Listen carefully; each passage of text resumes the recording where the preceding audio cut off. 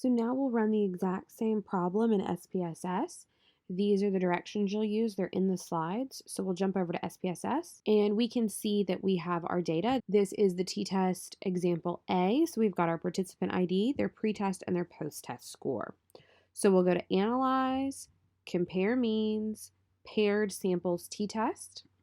Then we're going to first select our pretest and we're going to use the blue arrow and it will move into variable 1. And then for the pair, we want our post-test to move into variable 2. And then we'll click OK. On the output here, you can see that we have our descriptive statistics at the top. We can see that the mean of the pretest is 3.33333 and the post-test is 7. We can see that there are 9 pairs. The standard deviation is next and the standard error of the mean follows. The next table, this is a new one that we have, is the paired samples correlation. This is telling us how related the pretest and the post-test are. We will get into this next week when we cover correlations and regressions. So we'll jump down to the third table here, and this is our paired samples t-test. We can see that the mean difference, this is the difference in the means, is negative 3.666667 with a standard deviation of 3.5, and the standard error of the difference of the means is 1.16667. We have our 95% confidence intervals next with our lower bound and upper bound listed. We can see that our t-value is negative 3.14 with 8 degrees of freedom. This is because we had 9 pairs and our significance value is 0.014. And that is our p-value, which is less than our alpha of 0.05. So we're going to reject the null hypothesis and conclude that there is a significant difference between the pretest and post-test scores. This slide is going to just be a reference for you to tell you how to identify the information. And now for the APA write-up. So again, we're going to have information, very specific information. We need to say what test we're running, what the research question was, how many people are in this sample, what the dependent variable is, and then we need to say if the results were significant or not significant, and then we need to give the values, the t-value, and then parentheses degrees of freedom, space equals, and then the t-value to 2 decimal points, comma, p space equals space. The p-value is reported to 3 decimals, and then we want to do an examination of the means to tell which one was greater. So for this example, a dependent samples t-test was conducted to determine the effectiveness of a new therapy program to improve mood. For the study, 9 of Dr. Smith's clients were randomly selected to undergo the new treatment for 6 weeks. The clients took a standardized mood questionnaire before and after the treatment. The analysis produced a significant t-value. T parentheses 8 equals negative 3.14, p equals 0.014. An examination of the means revealed that the treatment was effective in improving mood. Pretest mean equals 3.33, standard deviation of 2.24, with a post-test with a mean of 7 and a standard deviation of 3.04. So for your homework, you will have an example, you will have a research question, and your APA write-up should look almost exactly the same. You just need to sub out your values and your independent and dependent variables in the research question. But essentially, you need to have every single part that this has here. So we'll do one more example. So suppose Dr. Harry Bob developed his own physical therapy treatment for promoting motor development in athletes with muscle injury. You want to test the effectiveness of Dr. HB's new PT treatment in your own clinic with people who have the same type and degree of muscle injury. You randomly selected 12 athletes and assessed their motor development using the Bendy-Bend Motor Index Scale at 3 months after injury. This is the pretest. Then you provided each athlete with Dr. HB's PT treatment for 6 months and assessed each athlete's motor development again using the post-test. Using the data below, assess whether or not there is a difference in the Bendy-Bend Motor Index Scale score before and after the treatment. Assume that a larger value connotates better motor development index. Use the 5-step hypothesis testing, identify the independent and dependent variables, and set your alpha at 0.05. And we'll use SPSS for this problem. So here we have our 12 participants. Their score on the Bindi-Bend Motor Index scale 3 months after their injury, and then again after they received treatment. So we have the pre-test and the post-test score. So this will be a dependent samples t-test. We'll go to Analyze, Compare Means, Paired Samples t-test. We're going to move the pre-treatment into pair 1 variable 1 and the post-test into pair 1 variable 2, and then we'll click OK. At the top, we can see that we have our descriptive statistics. We can see that the pre-test score was 80.66667, the average. There are 12 pairs. The post-test mean is 88.83333. And then, of course, we've got our standard deviation and standard error of the mean for both. We again have our paired samples correlation table, which we'll cover next week. And then we have our paired samples t-test results. Down at the bottom, we have the difference of the mean of negative 8.16667, a difference in the standard deviation of 10.56, the standard error of the difference in the paired samples means of 3.04967. Then we have our confidence intervals, and finally, the information we need to determine if our test has a significant result. We have a t-value of negative 2.678 with 11 degrees of freedom. Again, this is the number of pairs we have. 12 minus 1 is our degrees of freedom of 11. And then our p-value, or our significance level, is 0.021.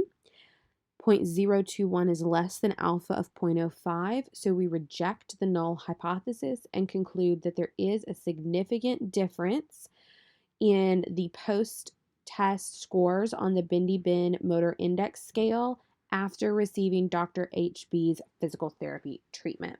So here is your output and the things that you're going to be interested in. And then our write-up.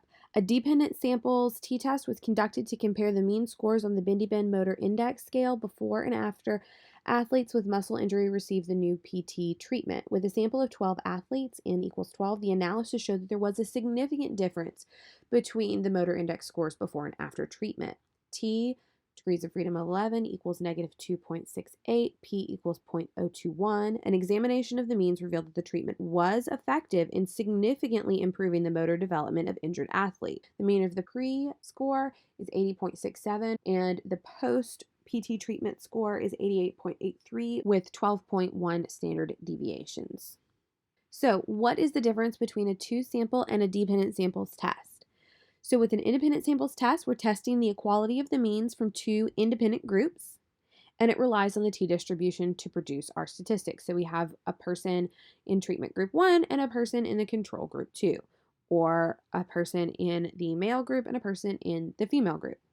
And then the dependent samples t-test is testing the equality of the means between related groups or two variables within the same group.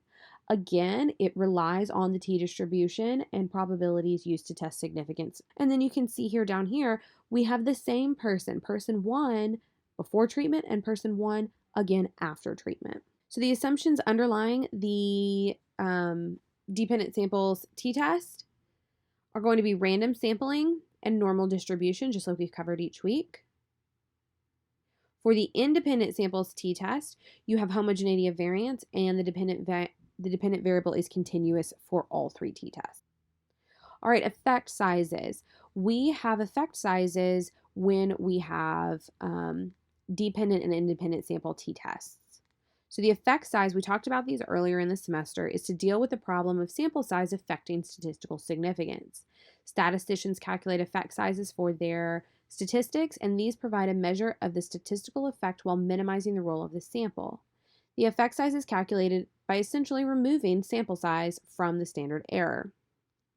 And this causes the effect to be expressed in standard deviations rather than standard error units. The effect size provides a measure of statistical significance using the following guidelines for Cohen's d. We can see that less than 0.20 is a small effect, between 0.20 and 0.75 is moderate, and above 0.75 is large. Again, you'll ignore the negative sign if you do calculate this and you come up with a negative number. You are going to look at the absolute value of d. We're not going to get into all of these in these slides because we've already done the one sample and the independent samples, but we are going to look at the dependent sample one. Each of these slides shows you where to pull the information from from your SPSS output in order to calculate the Cohen's d. So here you'll pull X bar from the one sample mean minus the population mean, which is going to be 46, divided by the standard deviation. So you get a Cohen's d of negative 1.50, and the absolute value is 1.5. So this shows that there is a large effect.